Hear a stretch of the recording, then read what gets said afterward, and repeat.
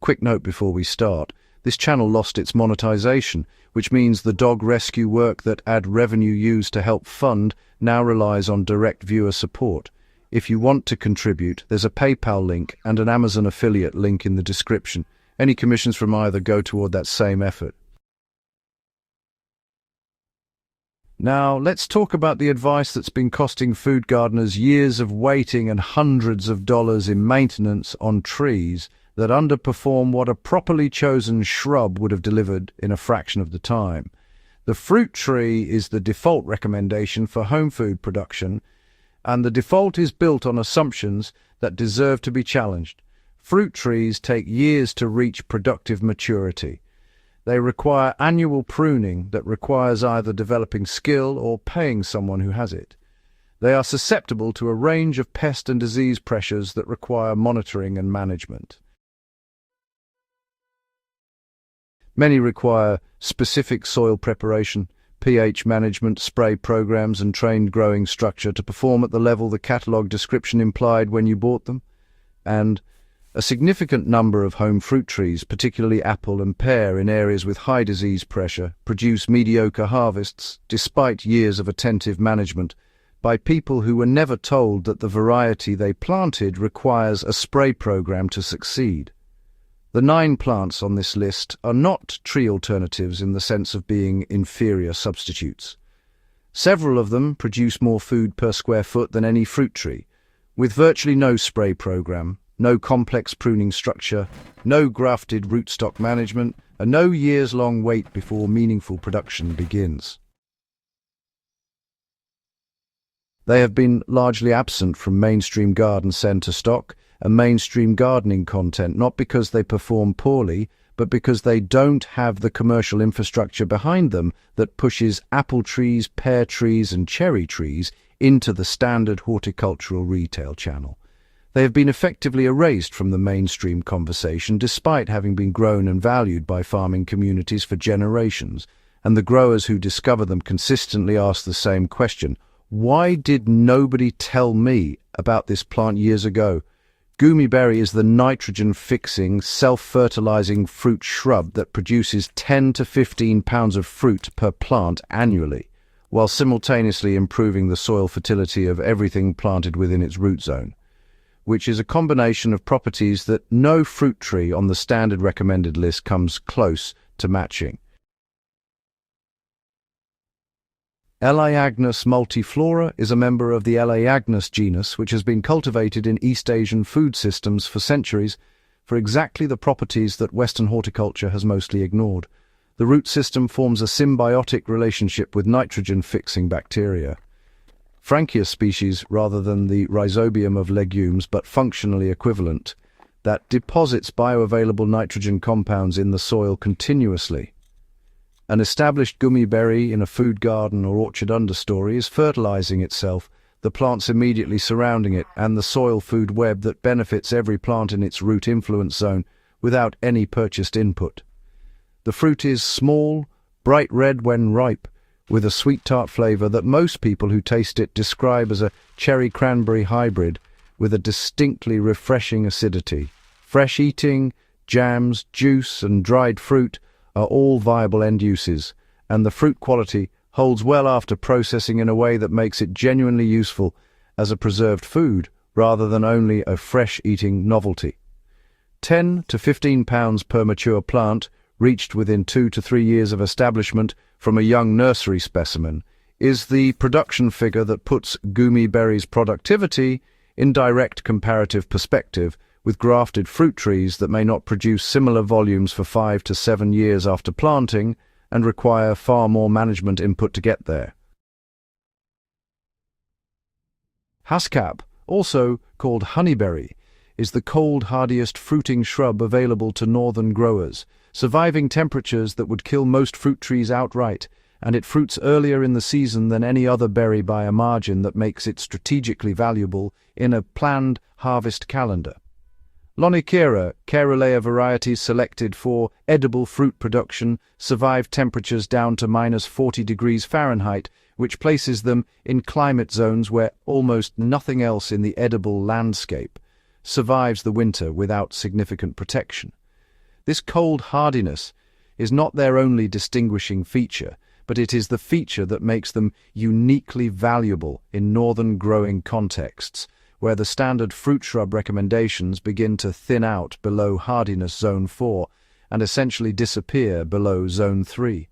The early fruiting characteristic is the feature that experienced food garden planners value most after the cold hardiness. Haskap fruits 2 to 4 weeks before strawberries in most temperate climates, which means it extends the fresh fruit season into a period where almost nothing else is producing. In a succession-planted food garden designed for continuous harvest across the longest possible season, Haskap fills the critical early gap that no other fruiting shrub occupies. The flavor of ripe Haskap is described variably as blueberry-blackberry, with notes of cherry and elderberry with a depth of flavor that makes it one of the most interesting berries available for fresh eating, and whose antioxidant profile positions it well in the functional food market for growers considering value-added product development. Nanking cherry, Saskatoon, and jostaberry form a trio of high-productivity shrubs that together cover the full range of climate, soil, and management conditions that the standard recommended fruit shrubs leave underserved. Prunus tomentosa, the Nanking cherry, produces 15 to 50 pounds of fruit per mature plant in its native production profile, which is a yield figure that most home fruit tree owners would consider exceptional from a full-sized tree. The plants reach productive maturity in 2 to 3 years from establishment, tolerate the poor soils and climatic extremes that disqualify most fruit production options in marginal growing zones, and require essentially no management intervention beyond the basic care that any productive garden plant receives. The fruit is small, bright red, and intensely flavored with the tartness that makes it exceptional for jams, pies, cherry wine, and the concentrated fruit preparations that market at premium prices in artisan food contexts. Saskatoon, also known as Amelanchier alnifolia, is the native North American berry shrub that produces fruit pretty much indistinguishable in culinary application from blueberry, but without requiring the precise soil acidification management that blueberry demands. For gardeners in alkaline soil regions, where creating and maintaining that pH 4.5 to 5 soil that blueberry requires is either expensive or honestly just impractical, Saskatoon is the direct functional equivalent that grows right in native soil without any amendment. The fruit has a slightly nuttier, more complex flavor than blueberry, that actually many growers prefer once they've tasted both, plus the plants are significantly more cold hardy and drought tolerant than high bush blueberry in their standard forms. Now, jostaberry, the thornless hybrid of blackcurrant and gooseberry, combines the high vitamin C and distinctive flavor of blackcurrant with the gooseberry's larger fruit size and, importantly, the disease immunity that the hybrid breeding specifically selected for. Standard blackcurrant is susceptible to several fungal diseases that need management in humid climates, and standard gooseberry has thorns that make harvesting, well, a physically unpleasant experience. Jostaberry has neither the diseases nor the thorns, produces large, dark fruit with a complex blackcurrant gooseberry flavor in midsummer, and requires no spray program, no pH adjustment, and really no special soil preparation to establish productively. Rugosa rose, goji berry, and American hazelnut address the food production use cases that pure fruit shrubs don't cover, and each one's secondary functions make it more valuable than its primary fruit production would justify alone.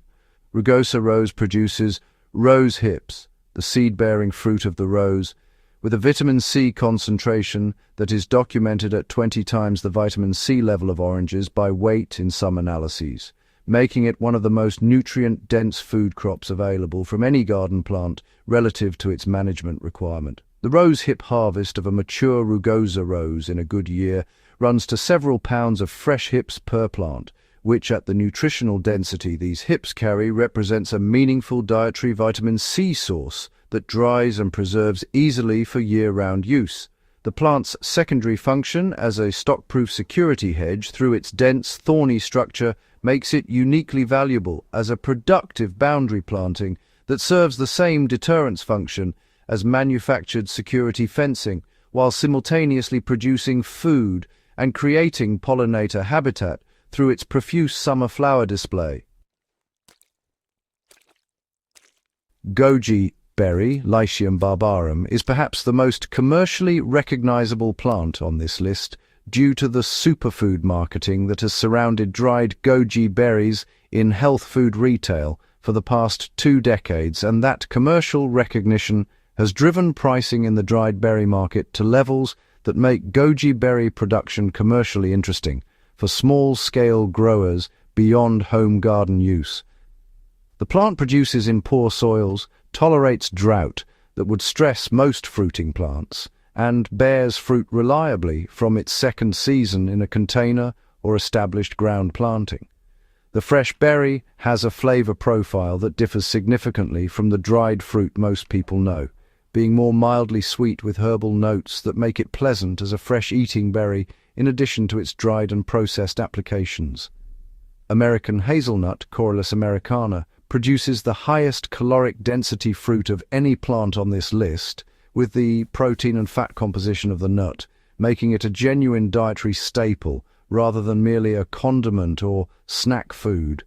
The storage characteristic of cured hazelnuts maintaining quality at room temperature for 12 months or more without refrigeration or specialized preservation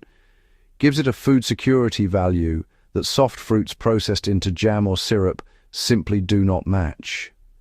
A mature American hazelnut in a productive year produces significant nut volumes from a plant that requires no spray program, tolerates a wide soil and climate range, and provides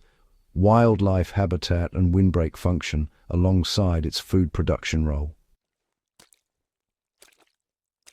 Chicago hardy fig is the plant that most clearly demonstrates why the erased designation in this video's title is appropriate, because its documented ability to regenerate from roots after being killed to the ground by winter cold extends fig production into growing zones where conventional wisdom says it is simply not possible. Standard fig varieties are marginally cold hardy at best, surviving to approximately 0 degrees Fahrenheit with root protection, and often dying back severely even in Zone 6 winters. Chicago hardy, identified and selected from a planting in Chicago where it had been surviving unprotected for decades, regenerates from roots after being killed above ground by temperatures significantly below 0, sending up new growth in spring that produces fruit by late summer on the current season's wood. This root regeneration to same-season fruit characteristic is what makes it categorically different from standard fig varieties in cold climate contexts, because a fig that regrows from roots each spring and produces 100 pints of fruit by late summer is not a marginal cold climate ornamental. It is a fully functional food producer that the conventional horticultural wisdom about fig hardiness said was impossible in those climates. The 100-pint production figure cited for a well-established Chicago hardy fig in a good year is the number that most people who haven't grown figs find difficult to credit, but it reflects the fig's extraordinary productivity per unit of space when the plant is managed correctly. The fruit's jam, dried fig, and fresh eating applications cover every culinary use case that commercial fig products serve, from a plant that costs $20 to $30 at establishment and nothing to maintain after the first season beyond the annual pruning that manages its size. The food forest integration strategy that maximizes these 9 plants' collective productivity is worth articulating specifically, because the plants on this list are not designed for the row planting model that most garden planning advice assumes. Planted in layers with taller nitrogen-fixing plants like Gumi berry and hazel, shading the understory where Haskap and jostaberry's shade tolerance is an advantage rather than a limitation, and with Rugosa rose at the boundary providing security screening and hip production simultaneously, these 9 plants create a system where every component supports the others and the total productivity of the system exceeds what any individual plant produces in isolation. This is the food forest model, not as an ideology but as a practical production system, and these 9 plants are its most productive and most underappreciated components. Subscribe to Hydrohaven for the food production knowledge that the mainstream horticultural retail channel has no commercial interest in teaching you. See you in the next one.